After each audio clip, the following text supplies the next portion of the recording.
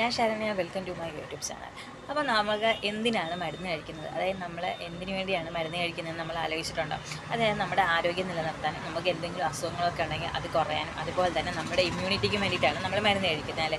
അപ്പോൾ ആദിമ കാലഘട്ടങ്ങളിൽ മരുന്നുകളൊന്നും ഉണ്ടായിരുന്നില്ല. ആ സമയത്ത് ഈ പച്ചിലകൾ, അതുപോലെ തന്നെ മരച്ചെടിയുടെ വേരുകൾ, വെളിച്ചെണ്ണ, തേൻ, ഇങ്ങനെയുള്ള സംഭവങ്ങളൊക്കെയാണ് ഈ മരുന്നിനായിട്ട് ഉപയോഗിച്ചുകൊണ്ടിരുന്നത് കേട്ടോ. അപ്പോൾ 18, 19 നൂറ്റാണ്ടിൽ നമ്മുടെ ജീവശാസ്ത്രപരമായിട്ടും രസതന്ത്രപരമായിട്ടൊക്കെ വളർച്ചയും പുരോഗതിയൊക്കെ ഉണ്ടായപ്പോഴാണ് മരുന്നുകളൊക്കെ നിർമ്മിക്കാൻ തുടങ്ങിയത്. അങ്ങനെ നമ്മുടെ മോർഫിൻ കണ്ടുപിടിച്ചത് 1804 കേട്ടോ. അങ്ങനെ 1897 ആസ്പിരിൻ കണ്ടുപിടിച്ചത്. 1921 ഇൻസുലിൻ കണ്ടുപിടിച്ചു. 1928 ആൻറ്റിബയോട്ടിക് കണ്ടുപിടിച്ചത് കേട്ടോ. അതായത് പെനിസിലിനാണ് കണ്ടുപിടിച്ചത്. അങ്ങനെ നമ്മുടെ ഈ മരുന്നുകളെന്ന് പറഞ്ഞാൽ പെയിൻ കില്ലർ വരും, അതുപോലെ തന്നെ അതിൽ ആൻറ്റിബയോട്ടിക് വരാറുണ്ട്, വാക്സിൻസ് ഉണ്ട്, ഹോർമോൺ മെഡിസിൻസ് ഉണ്ട്, ആൻറ്റിവൈറൽസ് ഉണ്ട്. അപ്പോൾ ഇതിൽ ഈ മരുന്നുകൾ ഇന്ത്യയിൽ പ്രധാനമായിട്ട് നിർമ്മിക്കുന്ന സ്ഥലങ്ങളെന്ന് പറഞ്ഞാൽ ഹൈദരാബാദ്, അതുപോലെ ഗുജറാത്ത്, ഹരിയാന, മുംബൈ കേട്ടോ. അപ്പോൾ എനിക്കറിയാവുന്ന ഇതുപോലെയുള്ള കുഞ്ഞു കുഞ്ഞു കാര്യങ്ങളായിട്ട് ഞാൻ വീണ്ടും വരുന്നതാണ്.